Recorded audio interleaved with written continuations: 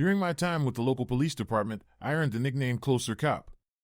While the older officers were more set in their ways, I was eager to learn and always looking for ways to make a difference. Taking criminology classes at a state college, I applied new techniques to old cold cases. In just 6 months, I managed to solve 4 of them, much to the delight of my colleagues. But my dedication came with sacrifices. 2 evenings a week were spent in the classroom, away from my wife, Stella.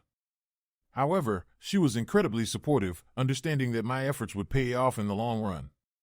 Stella, a nurse at the local hospital, adjusted her schedule to spend more time with me, as we both dreamed of a future with a house on some land, gardening, and perhaps raising a family.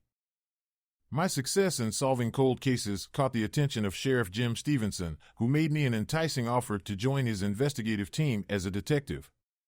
Despite having to commute longer distances and leave behind my colleagues in the local police force, the offer was too good to pass up. The increased pay, my own patrol vehicle, and the opportunity to further my education with tuition covered were too tempting to refuse. Transitioning to the county seat came with its challenges, as the atmosphere was more competitive, and some colleagues resented my quick rise. Nonetheless, I remained focused on my work, primarily focusing on cold case assignments. Even at home, I continued my research, meticulously documenting my thoughts and findings. However, one Wednesday morning, disaster struck when I couldn't find my USB stick, which contained crucial case information. I was certain I left my USB stick on the desk, but it wasn't there. Then it hit me, perhaps it fell into the wastebasket. Checking, I found the wastebasket empty. Stella had taken out the trash last night, so I figured I had to sift through it to find my missing stick. Expecting the white bag to be easily visible among the black trash bags, I was disappointed. I started meticulously going through each bag. Finally, buried deep within, I found the white bag inside a black one. Why would Stella double bag it? And why not just leave it on top?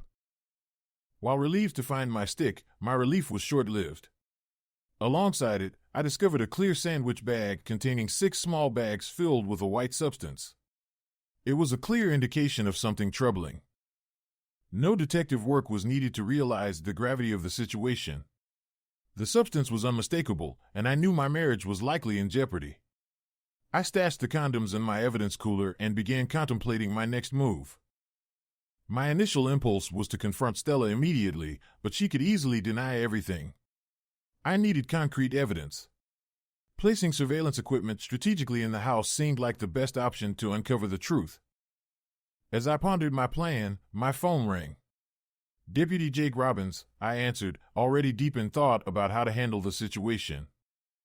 It was Sheriff Stevenson on the line, informing me of a potential breakthrough in one of our cold cases involving Luke Young's ranch.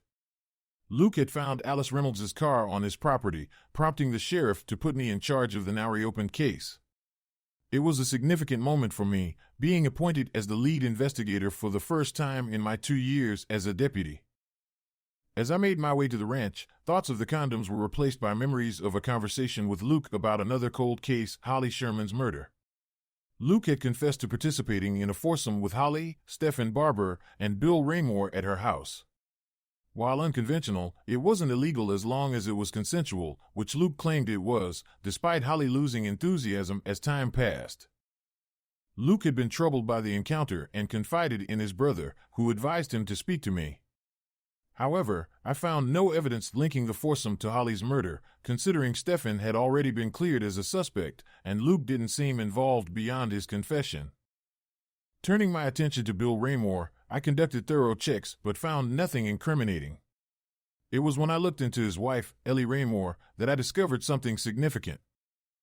Before moving to our town a year ago, Ellie Raymore had worked for a chemical company on the Gulf Coast. After speaking with managers and supervisors at her former workplace, I had my suspect. She had access to the exact chemical identified by the medical examiner as the cause of Holly's death. While the company monitored recreational products closely, they didn't pay as much attention to potentially poisonous byproducts like the one in question. Just 3 days after meeting with Luke, our team confronted Ellie Raymore with a search warrant. Surprisingly, she confessed to Holly Sherman's murder, claiming Holly deserved it. Thanks to Luke's revelation, we cracked the cold case wide open. Although I received most of the credit, the real hero was Luke.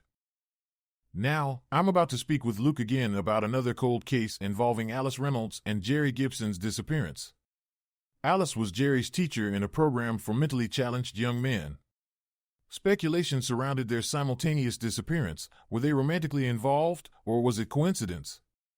With Luke's past success, perhaps he could shed light on this mystery too. As I arrived at Luke's house, CSI vehicles approached from the other direction. Luke met us, and we discussed the hidden car on his property. Luke explained that his family's dealership often traded vehicles over the years, with many ending up in a car graveyard on their ranch. A collector had noticed a nearly new white Buick among the classics, prompting Luke to investigate further. We followed Luke to the car, and CSI quickly got to work examining it. Despite finding empty drink cups, there were no significant clues or bodies. Yet, Luke's discovery opened a new lead in the case, signaling progress in unraveling another cold mystery. I prompted Luke to consider any potential hiding spots on the ranch. After a brief pause, he recalled the existence of an old hand-dug well nearby. The CSI team assessed the well's depth to be at least 12 feet. With additional equipment deployed, they confirmed the presence of 2 bodies submerged within. Waste no time, I notified the sheriff, who commended our find and swiftly organized a team for retrieval the following day. Crime scene tape secured both the well and the car before we departed. With my tasks concluded, I seized the opportunity to do some shopping. Equipped with audio-video smoke detectors disguised as ordinary ones, I prepared our home for surveillance. Arriving early, I installed the devices, awaiting Stella's return. As she arrived, I engaged her in conversation about my new role as lead detective in the reopened case. Despite my anxieties about the condoms, Stella displayed no suspicious behavior, appearing relaxed and loving. Reflecting on the Alice and Jerry case that evening, I uncovered evidence suggesting a deeper relationship between them.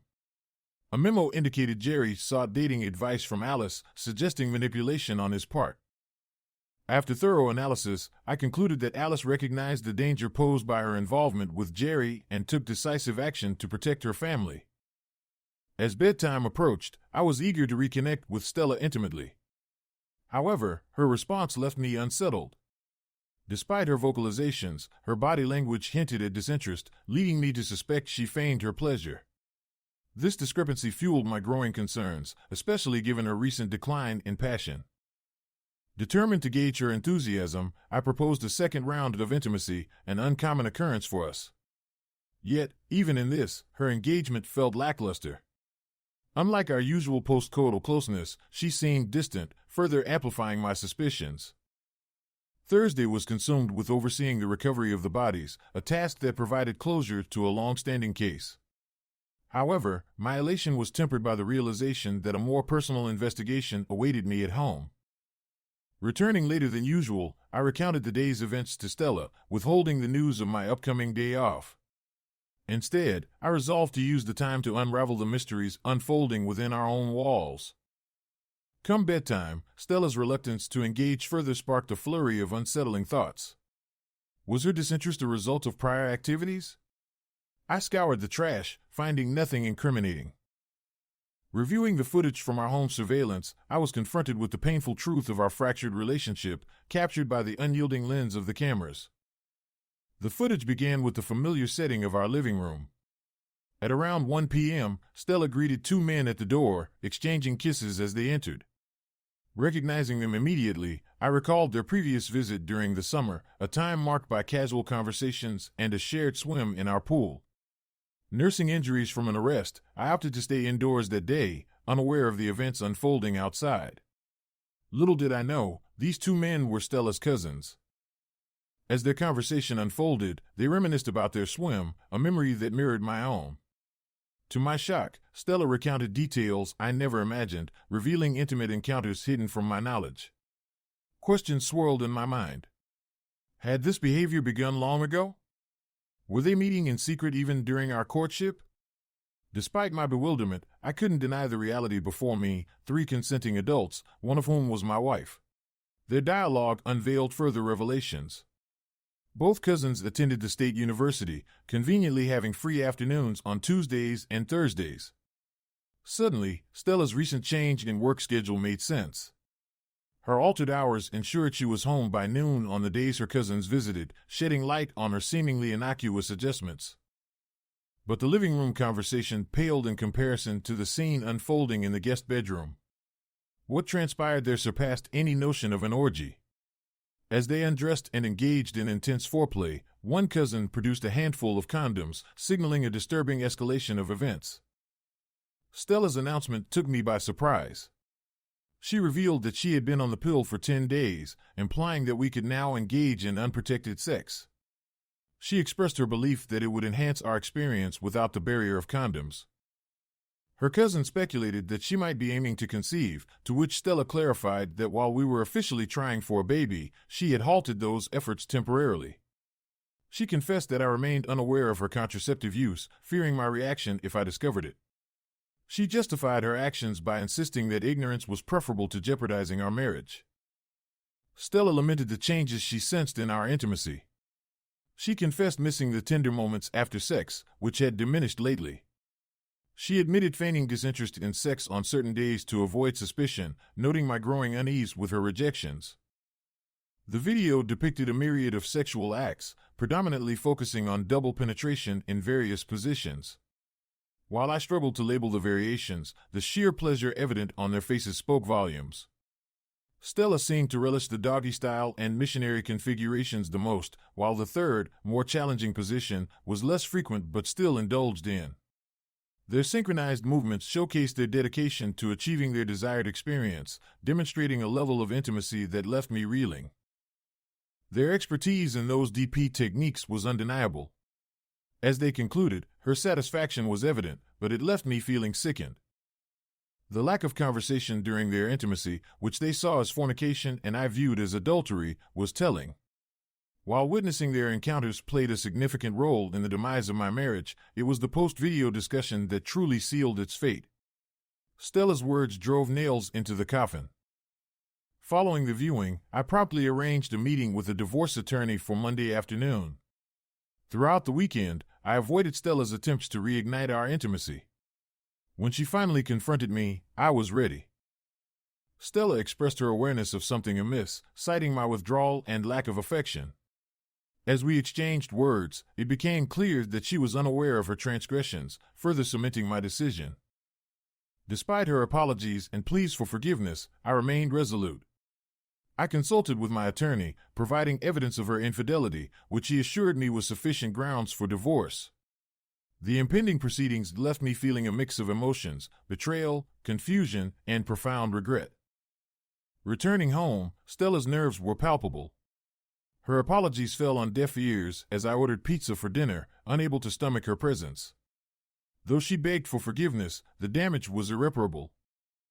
I reiterated, "We've discussed this, Stella. You couldn't pinpoint anything you've done to upset me, and I haven't voiced any complaints. That conversation seems like ages ago. But, Jake, you're treating me poorly. Please, tell me why? When have I treated you poorly? I recall making advances only to be met with not in the mood. Last Tuesday, the Thursday prior, and the Tuesday before that. Maybe those 5-hour workdays are taking a toll on you.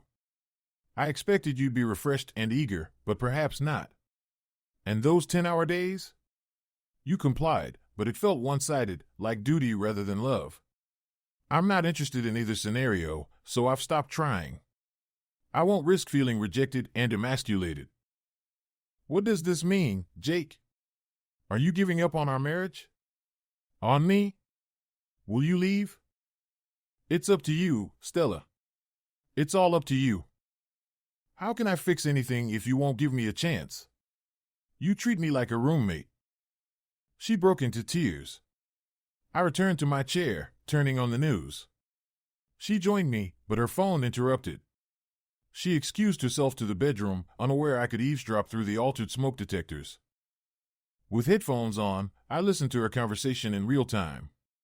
She spoke to her cousins, realizing my suspicions. She intended to call off their meetings, realizing the toll it took on our marriage.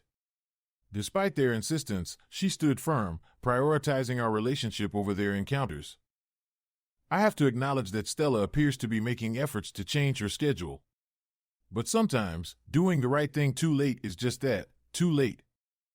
Upon returning from lunch on Tuesday, Stella called me. She informed me that she wouldn't be leaving early anymore on Tuesdays and Thursdays. She had spoken to her manager, explaining that the new schedule wasn't working for her, and he reverted it back to 4 10-hour days, Monday through Thursday. She just wanted me to know not to expect her to be home when I arrived. I thought management mandated that change. It's surprising they'd reverted back so quickly at your request, I remarked. I was surprised too, she responded. I thought maybe they recognized my distress, but that wasn't the case. They had been considering the change for a while. My request just sped up the process. Well, I'm glad it worked out. Thanks for letting me know, I replied. After we hung up, I couldn't shake the suspicion that this could be a cover for relocating the gatherings elsewhere. Perhaps last night's phone call was also part of a setup. I knew what to do. I dialed her work phone. She answered promptly. I could hear Mary and June in the background. She was indeed at work, just as she said. I swiftly recovered, asking, I forgot to ask, do you want me to pick up some carry-out for us tonight? That would be great, thanks for thinking of it, she replied. No problem. See you later, I said, ending the call. It seems her lying has transitioned into truthing, as the song goes. On my way home, I spotted a lovely plaque in Marcy's gift shop window that read, Avoid even the appearance of impropriety. Intrigued, I stopped to take a closer look. Marcy, noticing my uniform, came over to assist me. She mentioned that she picked up 4 of these plaques from a flea market, sharing a story behind them. The woman selling the plaques, named Janet, had been happily married to Brad. However, she formed a close friendship with Steve, an Army captain she met at a conference. Despite Brad's warnings, Janet continued seeing Steve outside of work, leading to suspicions of an emotional affair. After the conference ended and Steve departed, Brad remained upset. He confronted Janet in front of their children, adamant that her relationship with Steve, though she claimed it never turned physical, constituted at least an emotional affair.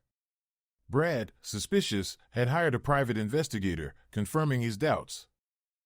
This led Brad to accept an overseas assignment with his company for a month to contemplate their marriage. With their children in college, Brad felt they would understand his decision, even if it led to divorce. During Brad's absence, Janet stumbled upon 4 plaques in a gift shop, each bearing the message, Avoid even the appearance of impropriety. She realized that while she hadn't engaged in a physical affair, an emotional one might have occurred. Placing the plaques around their home, Janet hoped to heed their advice. A few days before Brad's return, he called unexpectedly, accusing Janet of continuing her affair with Steve. Shocked, Janet denied any contact since Steve's departure. However, Brad revealed that Steve was stationed nearby, not overseas as Janet believed. Despite Janet's attempts to explain, Brad announced his decision to file for divorce and split their assets evenly, except for a car and the house. Devastated, Janet confirmed Steve's presence at Fort Hood, realizing the truth of Brad's accusations. Before long, Janet found herself making the drive, just as Steve did. She returned to the gift shop, selling back the 4 plaques. Though it marked the end of something she failed to protect, she still had tears in her eyes. On the day her divorce was final, Steve's ring replaced Brad's on her finger. It was goodbye, Brad, hello, Steve. Janet resented that Brad didn't believe her, wishing she could have crawled into bed with him tonight instead of Steve. Brad made his call without giving her a chance, but Janet didn't need a plaque to remind her of marriage's fragility. She vowed to protect her second chance for a lasting union. As Marcy finished the story, I noticed her emotional reaction. I asked if there were stories behind all her merchandise. She admitted there probably were, but she didn't know most of them. Picking up one of the plaques, I offered to purchase it for our conference room. Marcy hesitated, but I insisted, not wanting to violate the message it bore. At home, I hung the plaque where Stella would see it upon arrival. I connected my computer to the TV, ready to confront the darkness in our marriage. Before pulling the plug, she needed to understand what she was losing. When Stella arrived home, she noticed my patrol car in the driveway. Rushing in, she greeted me with surprise. Her eyes froze on the plaque in the hall, her expression one of worry. She asked if it was for her, and I explained its significance. As I suggested dining out, she agreed, eager to change out of her work clothes. I planned our last night together, making reservations at the steakhouse where I proposed. It would be a surprise, but not the last one tonight. Despite the pleasant atmosphere, I struggled to maintain a good mood, knowing it was all ending. Stella sensed my change, growing increasingly worried as the evening progressed. By the time we left for home, fear clouded her expression. When we arrived home, I suggested watching a movie in the den, which seemed to ease some of her tension. While she made popcorn, I selected a film, and we settled on the love seat together. As my computer streamed video to the TV, the first scene depicted them conversing on the bed, all naked. She appeared shocked, repeatedly pleading for me to stop it. I had inserted stop points at various places, skipping ahead to the beginning of the DP activities before she hurried to unplug the TV. She insisted it wasn't a threat to our marriage, emphasizing it wasn't cheating because she wasn't in love with her cousins. Despite her reassurances, I confronted her about the impact on our intimacy, particularly the times she claimed to be not in the mood since starting with her cousins. She defended her actions as a sign of respect, avoiding what she saw as inadequate encounters with me. I challenged her on the damage it had done, especially her remarks about finding our sex boring and faking orgasms. I played the video's final segment where she admitted to faking pleasure with me, highlighting how she valued the afterglow but found our intimacy lacking excitement. I need to step up my acting skills, she admitted. I have to convincingly fake it with him, even though his vanilla approach to sex makes it challenging. But I can't risk losing Jake. Her cousins asked if I might join them, but she dismissed the idea, reiterating my disinterest in unconventional sex. She emphasized the need to keep our activities hidden from me, knowing that my discovery would end our marriage. Turning to her, I confronted her about her disregard for our shared values regarding sex. I expressed how her comments had shattered my perception of our intimacy and handed her the divorce papers, signaling the end of our marriage. As I left, she clung to me, insisting she had ended her affairs and regretted her words. Despite her pleas, I walked away, leaving her behind. In the aftermath, she made futile attempts to reconcile, but I remained steadfast in my decision to move on. When our paths crossed again after the divorce, I resisted the urge to intervene as a cop, choosing instead to leave her behind, symbolizing the finality of our relationship. On the first anniversary of our divorce, Kelly and I were enjoying a cozy evening by the fireplace, munching on popcorn and watching a Netflix movie. Kelly, a social worker, and I had crossed paths professionally before, but it was during a holiday dinner event for the underprivileged that we truly connected. Our conversation over dinner sparked a deeper connection, leading to dating and eventually falling in love. Now, we're happily committed to each other. As we finished our movie, there was a knock at the door. Peeking through the peephole, I saw a courier from Acme Services, a company we often used at work. Assuming it was a work-related delivery, I signed for the package. To my surprise, it was from Stella. Inside was a letter, and as I read it, I felt a mix of emotions. Stella expressed remorse for the demise of our marriage and recounted her journey since my departure. She admitted to briefly resuming her affairs with her cousins, but soon realized the emptiness of those encounters. The letter detailed her realization of the depth of her loss, especially after moving out of our shared home. She reflected on the debauchery she had engaged in, acknowledging that she should have halted it before it spiraled out of control. Despite the painful lessons learned, Stella expressed a newfound clarity and regret for allowing fantasy to cloud her judgment and tarnish our relationship. She concluded by acknowledging her shortcomings and expressing a desire to move forward. Reading Stella's words stirred a mix of sympathy and resignation within me. It was a stark reminder of the irreversible damage caused by our fractured marriage. As I reflected on her letter, I couldn't help but feel a sense of closure and a renewed appreciation for the stable and loving relationship I now shared with Kelly. Honestly, at that moment, I realized my downfall was inevitable. I craved more, always seeking to fill an insatiable void. I deceived you when I claimed my words to my cousins were untrue. Regrettably, they reflected my inner truth, spoken from the depths of despair. My marriage, my dreams of motherhood, all shattered irreparably. There's no turning back. The only escape is to never have entered in the first place. There's a saying that actions speak louder than words, but it's flawed. It wasn't my actions that fractured our marriage beyond repair, but my words. They lingered like a shadow, poisoning any chance of reconciliation. Words carry weight.